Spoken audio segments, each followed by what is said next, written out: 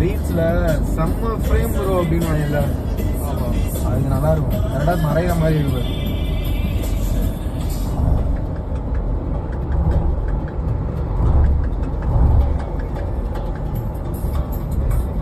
இங்க எடுக்கிறேன் இல்ல ஃபுல்லா அப்படியே